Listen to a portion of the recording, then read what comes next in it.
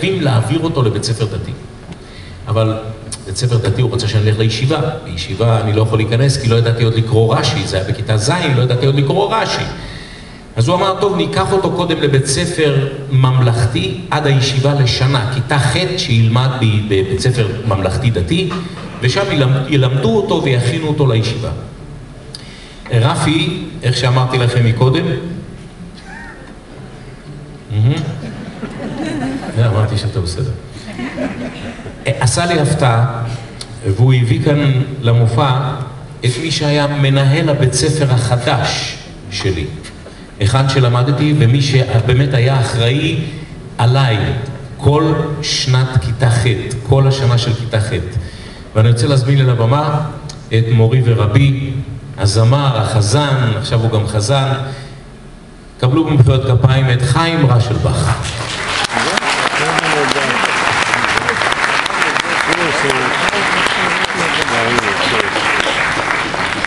הוא לא רוצה? הוא לא רוצה. למה הוא לא רוצה? איפה הוא? איפה אתה? אני פה. נו, חיים. מורי ורבי. דודו, ערב טוב. ערב טוב. אנחנו נשאיר לכם שיר שמדבר על לימודים.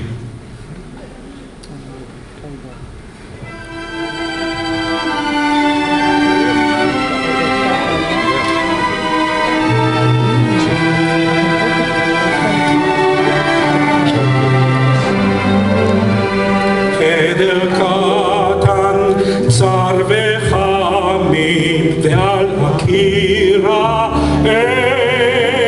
אש, שם הרבי את תלמידיו, מורה א' ב', שם הרבי את תלמידיו, מורה א' ב'.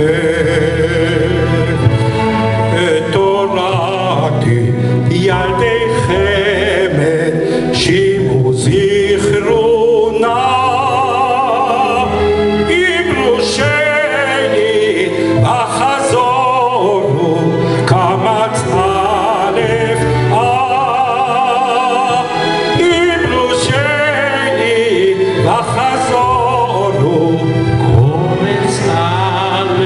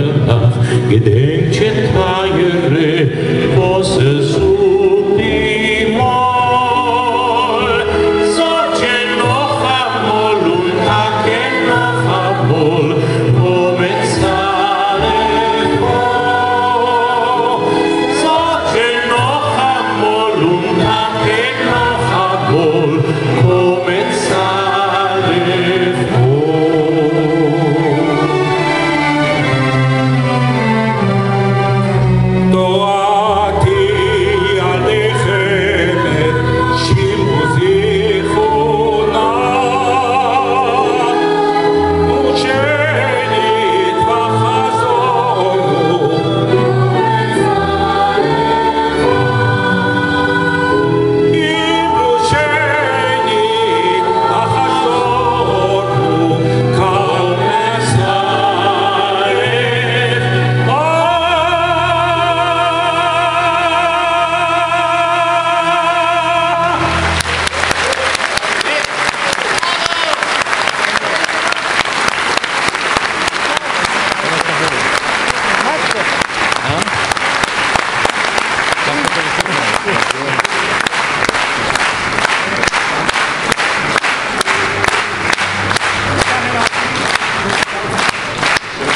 ועכשיו תרשו לי לקרוא חזרה לבמה את יהודה אברון ומשה פישל. בבקשה.